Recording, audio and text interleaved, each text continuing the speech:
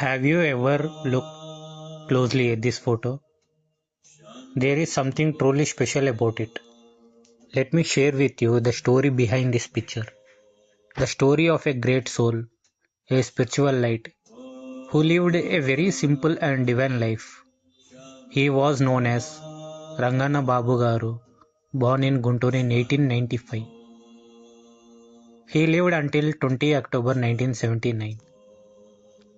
A life of devotion, a life of inner purity, a life completely dedicated to Bhagwan Shri Rama.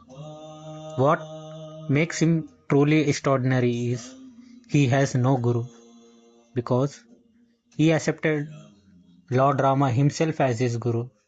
His devotion was his path, his faith was his strength. Unlike many saints, Ranganna Babu Garu never established a samadhi, ashram, or a memorial. He never gathered disciples around him. He lived quietly away from fame, away from recognition, immersed only in divine name of Rama. Today, very few people even know about him. The generation that witnessed his presence has slowly faded away, and with them, the memories of this great soul are disappearing. So a question arises. How will the future generations come to know about him? How will our children and grandchildren learn about this divine personality? The answer starts here with us. By preserving his story, by sharing his life, by ensuring that his devotion continues to inspire hearts and minds. This video is a tribute, a humble offering to keep his divine legacy alive, so that Ranganna Babu Garu's name, devotion and spiritual greatness will remain a guiding light for generations to come. Let us take a step together towards remembering, honoring, and celebrating this remarkable soul. Ranganna Babu Garu was born into a humble Vaishya family. He had no formal education, yet his life was filled with deepest form of wisdom and devotion. He marked his body with sacred symbols and spent every moment chanting the divine name of Sri Rama. In those days, Guntur did not have municipal water taps in many areas. To earn his livelihood, he carried water containers and delivered water to people's homes. From his daily earnings, he kept only what was needed for his basic survival and generously donated the rest to those who were poor and in need. This was his simple and sacred way of living. Whether he was walking, working, or even sleeping, his heart and tongue were always chanting the name of Rama. It is said that chanting Sri Rama Nama millions of times can bring powerful and positive changes in one's life. That is why many devotees practice Ramakoti, writing the name of Rama 1 crore times. Ranganna Babu Garu's life too was transformed by his devotion. Through continuous remembrance of divine, his inner vision awakened, and he developed the blessing and the ability to pursue Lord Rama through his third eye. A life of purity, a life of service, a life completely surrendered to Lord Rama. He established a profound spiritual connection with Vaikunta, through which he was able to witness the divine activities of Lord Rama and Sita. He would share these visions with those around him, conveying what he perceived in that celestial realm. He is said to have conversed directly with Lord Rama, and even his daily sustenance depended on divine instruction. He would only eat when Rama commanded him to do so. If the instruction was absent, he would refrain from food for several days. When questioned, he would calmly state that Rama had not given him permission to eat. After 6 or 7 days, upon receiving the divine command, he would request food and take it accordingly. During his deep meditative states, He could perceive events unfolding in Vaikunta and would provide detailed commentary on them. While such experiences are beyond ordinary verification, numerous recorded divine experiences of spiritual advanced individuals lend credibility to the authenticity of these claims. To truly understand the lives of Avadutas, one must observe them closely, an opportunity rarely granted. They often avoid the company of people, sometimes scolding or distancing themselves from those who approach them. This is because very few individuals are sincerely committed to spiritual pursuit. Many seek them only to fulfill worldly desires, such as resolving marriage issues, securing employment, or gaining material benefits. Genuine seekers who silently observe and learn from their elevated state of consciousness are extremely rare.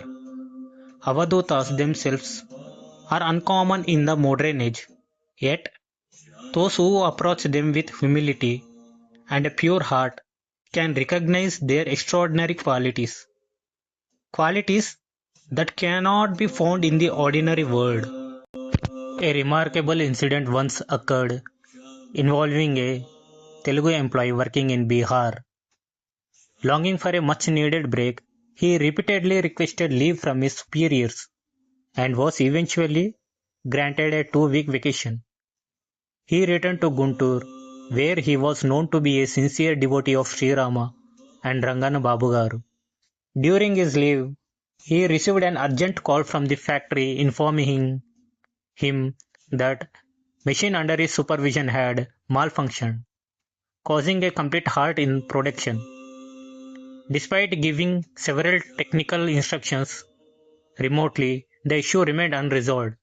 The management then directed him to cancel his leave and immediately return to Bihar to address the problem. Distressed by this sudden turn of events, he went to Ranganna Babu Garu and bowed at his feet, pleading for help. The incident was unusual in itself, as requests involving industrial machinery were far from spiritual matters, typically reported in Lives of Saints. With humility, Ranganna Babu Garu initially replied that he possessed no technical expertise in such matters.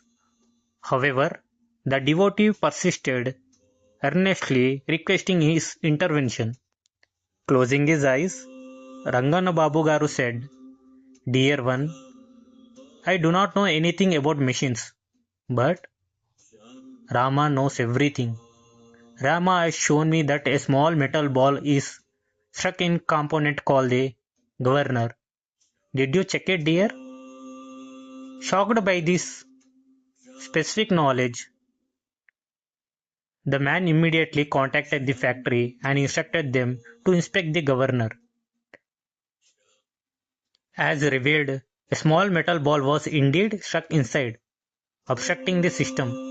Upon removing it, the machine resumed normal functioning. This extraordinary occurrence became one among the many affirmations that Ranganna Babu Garu lived in a constant state of spiritual communication with Sri Rama. The event was personally witnessed and documented by IAS officer Ekirala Vedavyas Garu, a distinguished figure who excelled in both scientific understanding and spiritual pursuit. A miraculous encounter. The Divine Doctor. Devulapalli Krishnamurti was a devoted follower of Bhagwan Rama and revered Ranganna Babu Garu deeply. During a challenging period in his life, his 5-year-old son fell seriously ill with typhoid. The fever persisted relentlessly for 21 days, leaving the child extremely weak and frail. Just when the family believed the illness has finally subsided, the fever returned with even greater severity, a condition now known as double typhoid. Even with today's medical advancement, it is serious illness, and in those times, treatments was far more difficult. With the boy's condition worsening each passing day, the family turned spiritually for help. A trusted mediator was sent to inform Ranganna Babu Garu of the grave situation and seek his blessings. On hearing the plea, Ranganna Babu Garu initially responded with humility. Dear, what can I do? I am not a doctor. You should seek help from medical professionals. Such modesty is characteristic of great souls and avadutas, who often appear detached from claims of divine abilities. Yet, moved by the family's desperation, the mediator earnestly pleaded again. Ranganna Babu Garu then closed his eyes briefly and with quiet conviction said, Dear, a doctor will come to see the child at 9 o'clock tonight. He will heal him, for Lord Ram himself is sending him. Filled with renewed hope, the parents eagerly waited as the hours passed into the night. No doctor arrived. Disappointment loomed, until suddenly a boy sat upright, startled and in tears. When his parents anxiously asked what had happened, he replied that a man had come and applied vibhuti, sacred ash, all over his body. Initially, they dismissed his words as fever-induced hallucination, but the boy insisted. A man with a tail came and he touched me. Before they could make sense of this mysterious description, something extraordinary occurred. Within an hour, the child's fever vanished completely. His strength began returning, and he recovered swiftly. Beyond any medical explanation, only then did the family realize the profound truth behind Ranganna Babu Garu's word. The divine doctor who came at Lord Rama's command, the one with a tail, could only be none other than Lord Hanuman.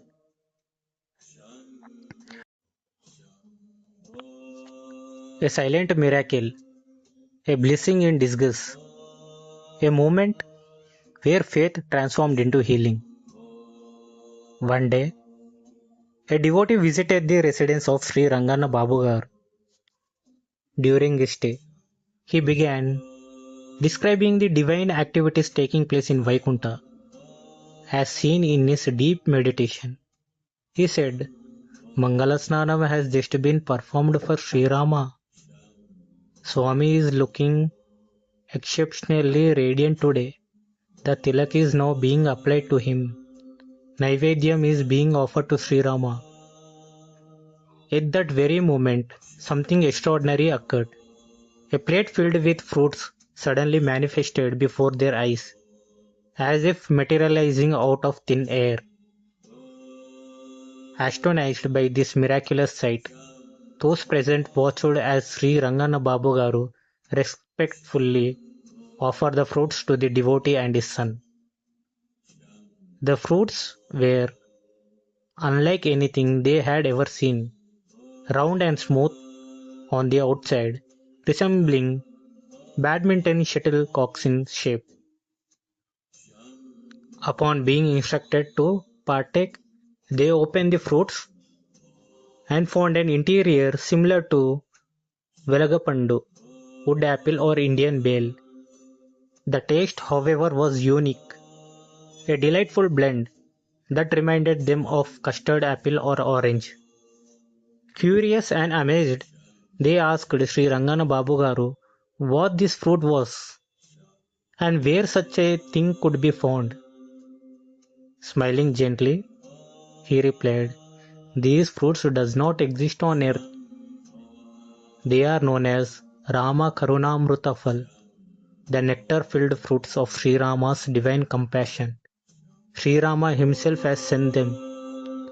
No sooner were these words spoken than the plate and the remaining fruits disappeared, just as mysteriously as they had arrived.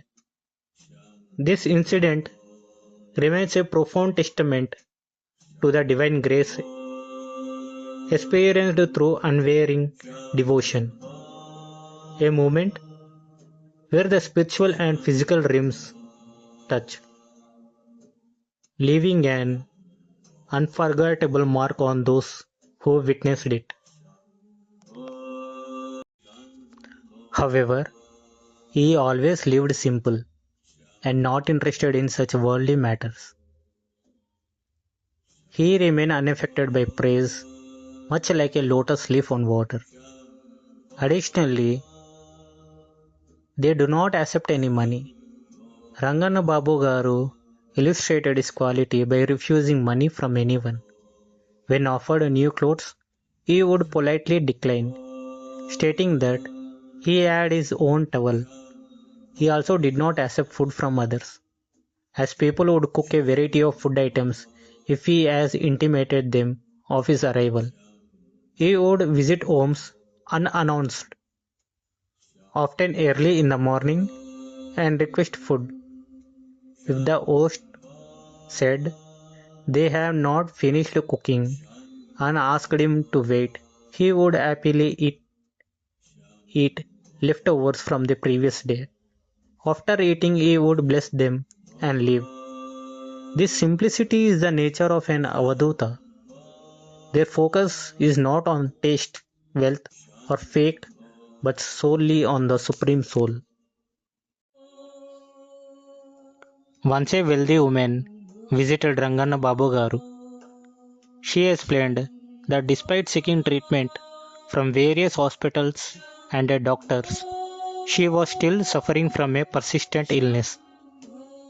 A doctor in Vizag had advised her to undergo a operation the following week. Fearing the surgery, she pleaded with Ranganna Babu Garu to cure her illness. Immediately, he looked up at the sky and opened his palm, saying, Rama has instructed you to eat this mango fruit. The unusual aspect was that this incident occurred during winter season. Back then, unlike today, it was not common to find fruits out of season. She accepted the mango fruit, worshipped it as it was given by Ram, and consumed it entirely. After 2 days, she went to Vizag for the operation.